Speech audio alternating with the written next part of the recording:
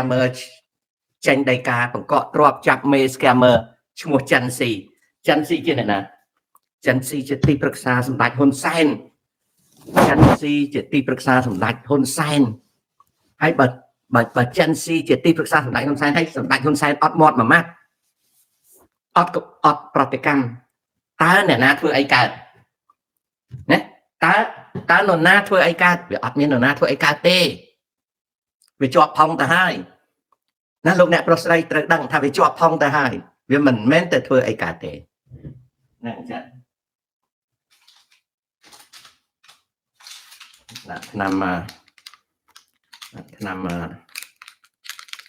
ឆ្នាំឈឺចាប់ខ្លួនតិចនៅមានបញ្ហាឈឺចាប់ខ្លួន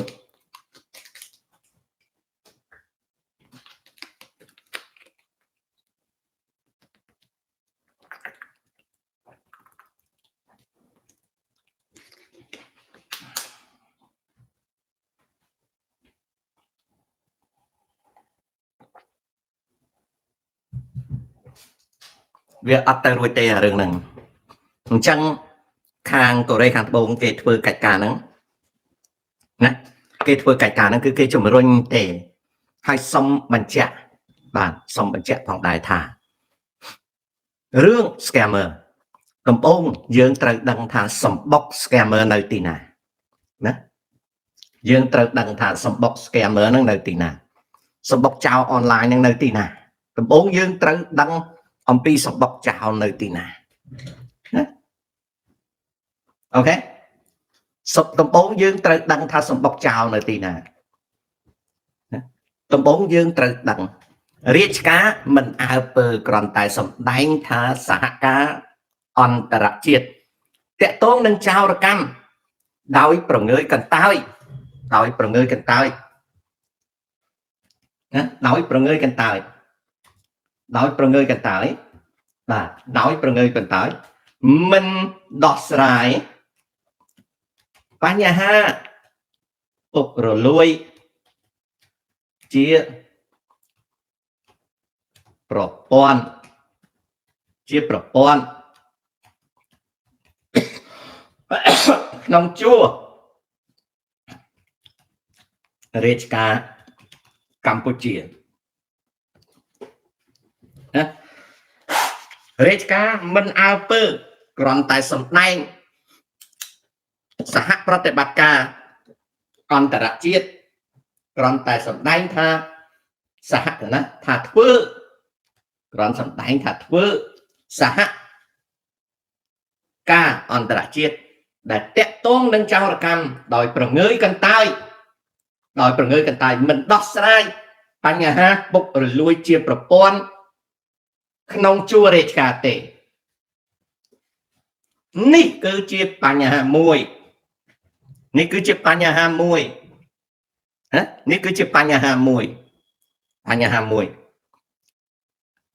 មេក្លោងនៃប្រព័ន្ធចោរកម្មនិងអុក្រិដ្ឋ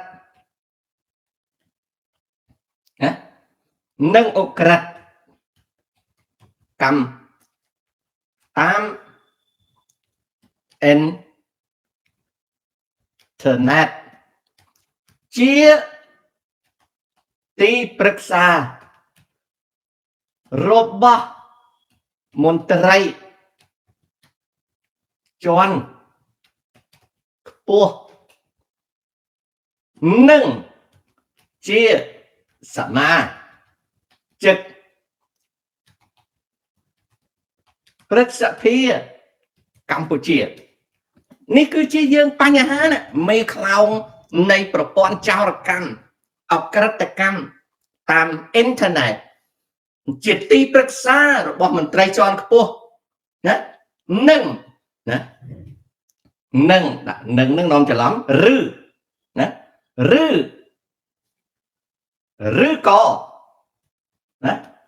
ឬក៏ជាសមាជិកព្រឹទ្ធសភាកម្ពុជានេះគឺជាចំណុចមួយដែលយើងទៅឲ្យអ្នកណាដោះស្រាយកើតណា dương nè na đo sai cao bảo vệ nơi bị lơ chẳng ạ dương ta áo nè na đo sai cao bảo vệ nơi bị lơ chẳng ạ về nơi bị lơ chẳng nè thôi nè kia chiết nè thôi nè kia chiếtในCampuchia มันមានការស៊ើបអង្កេតណាมันមានការស៊ើបអង្កេតมันមានស៊ើបអង្កេតពីធនាគារដែលកំពូលបរិស័ទអាមេក្រុមហ៊ុនធំតាក់ទងនឹងចោរកម្មឬអក្រិតកម្មតាមអ៊ីនធឺណេតធនាគារជាតិនៃកម្ពុជាមិនមានស៊ើបអង្កេតពីធនាគារដែលមានកំពូលបរិស័ទparent company ដែលមានកំពូលបរិស័ទមានក្រុមហ៊ុនម៉ែឪរបស់ធនាគារហ្នឹងតាក់ទងនឹងចោរកម្មឬអក្រិតកម្មតាមអ៊ីនធឺណិតដែលបើកប្រតិបត្តិការនៅក្នុងប្រទេសកម្ពុជាយើងគិតមើលធនាគារឥឡូវខ្ញុំឲ្យឧទាហរណ៍ធនាគារ Prince ម៉ែឪវា The Prince Group វាជាប់តាក់ទងនឹងចោរកម្មហើយនឹងឧក្រិដ្ឋកម្មក្នុងប្រព័ន្ធអ៊ីនធឺណិតគ្មានការស៊ើបអង្កេតទេធនាគារជាតិនៃកម្ពុជាមិនមានស៊ើបអង្កេតពីធនាគារដែលមានកំពូលបរិស័ទ parent company តាក់ទងនឹងចោរកម្មឬអក្រិតកម្មតាមអ៊ីនធឺណិតដែលបើកប្រតិបត្តិការនៅក្នុងប្រទេសកម្ពុជាទេអត់មានទេហើយឲ្យធ្វើម៉េចឥឡូវនេះចម្លើយគឺឲ្យធ្វើម៉េចធ្វើវាមិនចាញ់ទេពីព្រោះខាងលើអត់ធ្វើឃើញទេបងប្អូនរឿង scam នេះគឺតាក់ទងនឹងលុយរឿងលុយនេះតាក់ទងនឹងធនាគារណារឿង scam នេះតាក់ទងនឹងលុយរឿងលុយនេះតាក់ទងនឹងធនាគារណារឿង scam តាក់ទងនឹងលុយរឿងលុយនេះតាក់ទងនឹងធនាគារ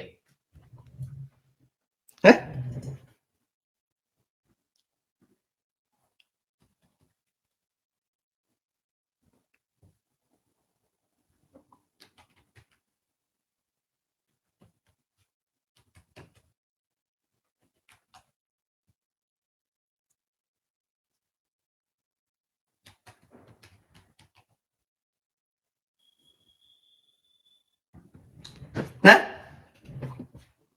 អាហ្នឹងអញ្ចឹងបងប្អូនគិតមើល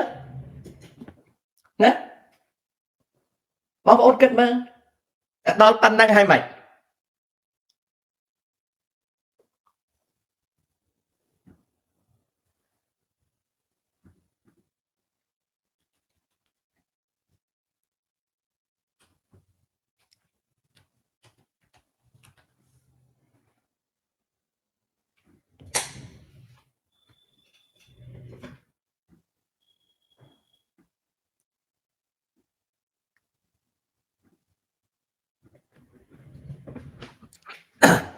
វាមិនដាច់បានជាមិនងាយដោះស្រាយចេញពីព្រោះអ្វីវាតាក់ទងពីព្រោះអ្វីវាតាក់ទងណាពីព្រោះអ្វីវាតាក់ទងណាពីព្រោះអ្វីវាតាក់ទងនឹងបញ្ហានៅកម្ពុជាតែម្ដងអ្វីវាតាក់ទងនឹងបញ្ហាផ្ទៃក្នុង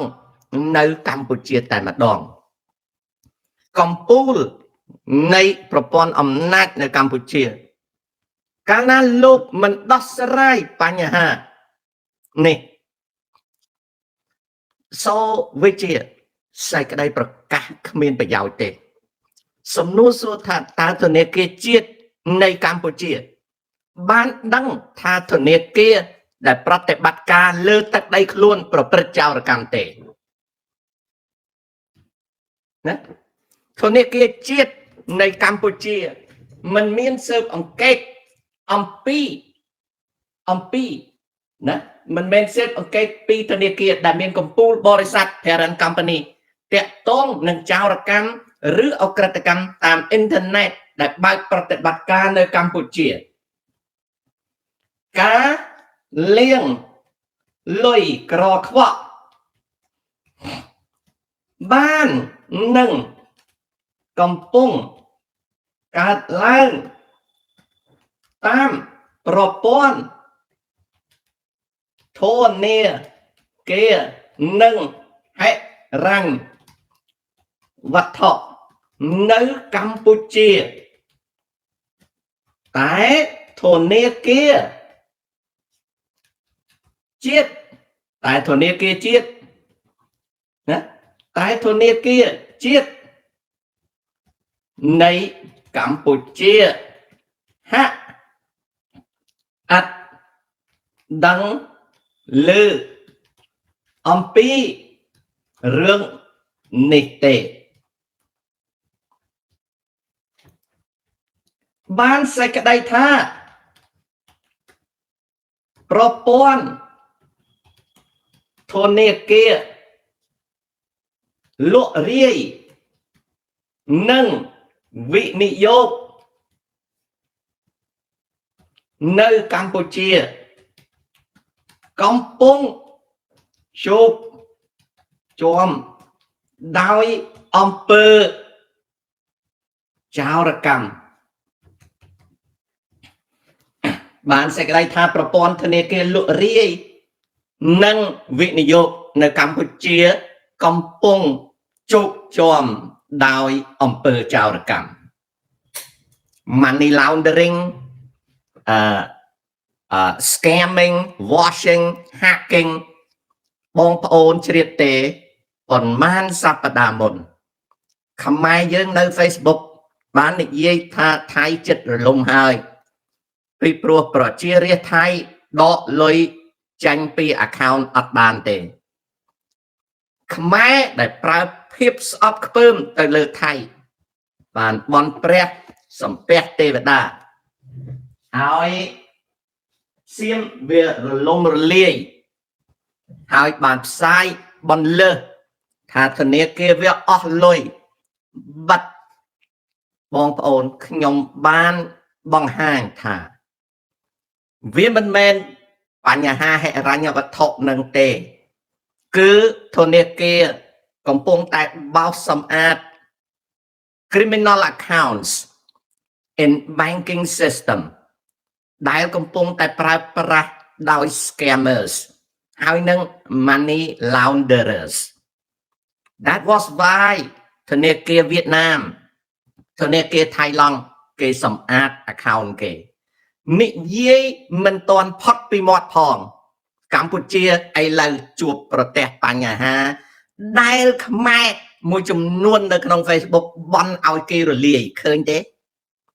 បងប្អូនឃើញទេកម្ពុជាវាឆ្លងមកឆត់ណាស់បាបកម្មដែលនៅក្នុងប្រទេសខ្លួនមិនគិតទេខ្លួនបន់ឲ្យគេរលំរលាយតើខ្ញុំមានបាននិយាយរឿងហ្នឹងទេណាអូខេណាអូខេណាបងប្អូនមានចាំមិនប៉ុន្មានសប្តាហ៍មុនបាននិយាយព័ត៌មានថាស្រុកគេរលំរលាយដកលុយមិនចាញ់ account កាំងខ្ញុំប្រាប់ថាវាជាការបោសសម្អាតណាវាជាការបោសសម្អាតណាវាជាការបោសសម្អាតដែលតាក់ទងនឹង account ប្រើប្រាស់ដោយ scammers ដោយ money launderer ណាហេងតាសុកឯងរាល់ថ្ងៃបន់ឲ្យខ្មែររលាយទេ តាប្រហែលជាបនឲ្យចៅឯងឆាប់អលាយពីព្រោះចៅឯងមនុស្សចោរកម្មតែតាមមិនជឿលើការបនព្រះសម្ពះទេវតាទេចៅសម្លាញ់តាដឹងថាចៅឯងឆាប់អលាយជាងតាឆ្ងាយព្រោះចៅឯងកំពុងតែរកស៊ីជាមួយចៅតាមិនបាច់បនព្រះសម្ពះទេវតាទេចៅហេងណាចំណែកប្រទេសកម្ពុជាណាតាគ្រាន់តែបង្ហាញផ្លូវបាបហើយនឹងផ្លូវបនទេណាចៅសម្លាញ់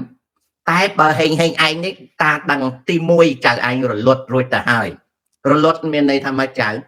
ឯងធ្លាក់ខ្លួនក្នុងអវិជ្ជាចៅឯងធ្លាក់ខ្លួនក្នុងអវិជ្ជា